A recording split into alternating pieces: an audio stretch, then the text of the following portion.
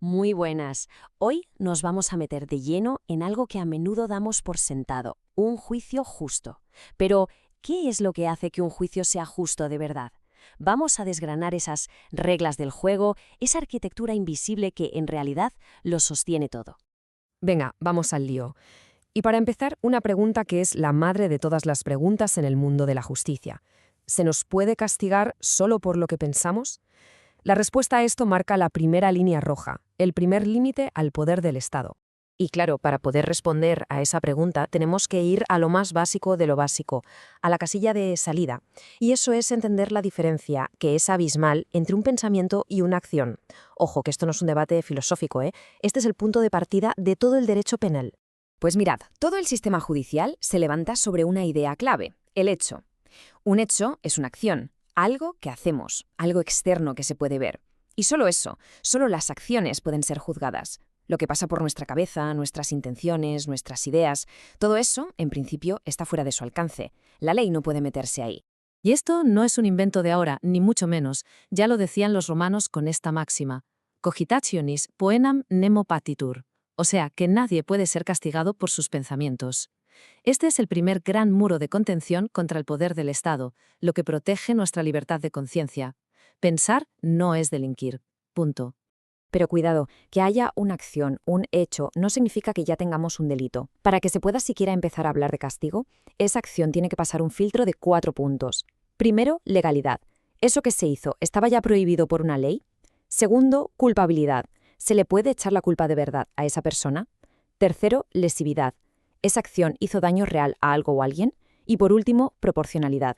¿Castigar es la única opción que queda y el castigo es adecuado? Si falla en uno solo de estos pasos, el sistema se tiene que parar en seco. Dale, perfecto. Imaginemos que tenemos una acción que ha pasado ese primer filtro.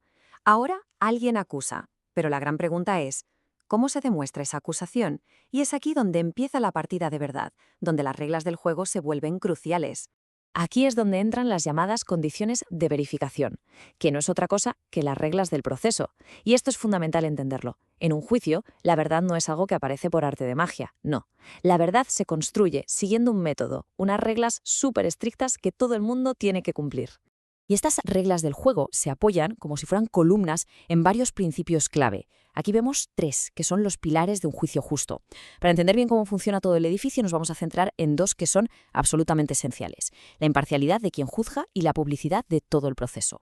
Vamos a empezar por la figura clave, el epicentro de todo, el árbitro, es decir, el juez. Todos hablamos de que un juez tiene que ser imparcial, pero ¿qué significa eso exactamente? Porque la cosa tiene más miga de lo que parece. Fijaos, es que la idea que tengamos de imparcialidad depende totalmente de para qué creemos que sirve un juez. Hay 2 grandes visiones. Por un lado, la de Calamandrei, que lo ve como un guardián del Estado.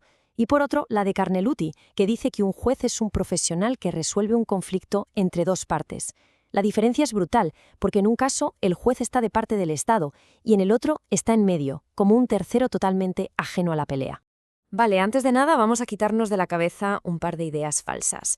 Primero, un juez imparcial no es, y repito, no es una persona moralmente buena o un santo. Su bondad personal no tiene nada que ver con esto. Y segundo mito, un juez imparcial tampoco es un robot sin emociones. Son personas. Sentir es humano. La clave no es que no sientan nada, sino qué hacen con lo que sienten y cómo se aseguran de que eso no afecte a su decisión. Entonces, ¿dónde está el quid de la cuestión? Aquí. Un juez imparcial es aquel que no se mete en la pelea. No ayuda ni a la acusación ni a la defensa. No adelanta trabajo para ninguna de las partes. No prejuzga. Es, simple y llanamente, un árbitro que se mantiene al margen de los intereses de los 2 equipos. Venga, seguimos. Vamos con el siguiente pilar, que es igual de importante. Porque un partido justo no se puede jugar a puerta cerrada. Como se suele decir, la luz del sol es el mejor desinfectante, y en justicia esto es literal. Es que esto de que los juicios sean públicos no es para que la gente tenga algo que cotillear, no. Es un principio democrático básico. Es lo que permite que cualquier persona pueda vigilar cómo se imparte justicia en su nombre. Es un control directo sobre el poder. Pero ojo, porque hay muchas formas de hacer trampas. Hay sistemas que dicen, sí, nuestros juicios son públicos, pero luego en la práctica, ¿qué pasa? Pues que se leen papeles viejos en vez de escuchar a los testigos, se para el juicio cada 2 por 3 o se mete a todo el mundo en una sala enana donde no cabe nadie. Son maneras muy sutiles de cerrar las puertas sin que se note demasiado. Para que un juicio sea público de verdad y ese control ciudadano sea real, se tienen que cumplir 3 cosas. 1. Accesibilidad. Que sea fácil saber cuándo y dónde es el juicio y que se pueda entrar. 2. Observación. Que se pueda ver bien al juez, a los abogados y las pruebas. Y 3, y súper importante, comprensión. Que se entienda lo que está pasando, que no se hable en un lenguaje incomprensible y que el juicio tenga un hilo conductor. Vale, ya tenemos al árbitro imparcial y el campo de juego abierto al público. Ahora vamos a ver los principios que aseguran la calidad del partido, los que hacen que todas esas garantías que hemos visto no se queden en papel mojado. El primero, oralidad, que significa que las cosas se tienen que decir, discutir y decidir de viva voz, cara a cara. Esto obliga a todo el mundo a ser claro, a debatir en directo, en vez de esconderse detrás de una montaña de papeles en un expediente que nadie entiende. Seguimos. Inmediación.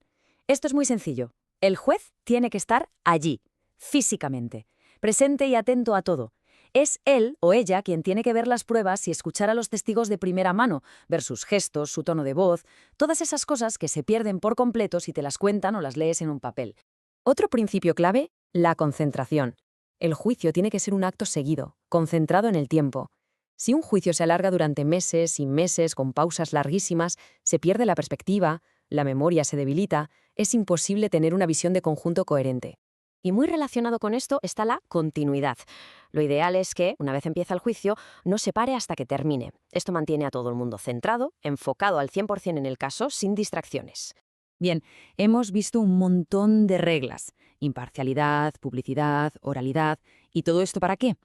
Pues la conclusión es potentísima. Estas reglas del juego no son tecnicismos para abogados. ¿Qué va? Son el muro que separa una sociedad donde manda la ley de una sociedad donde manda la arbitrariedad de quien tiene el poder. Son nuestro escudo. Y todo esto nos lleva a una última reflexión, que es la más importante. Todas estas reglas que hemos visto protegen a la persona del poder inmenso del Estado, así que la pregunta es inevitable.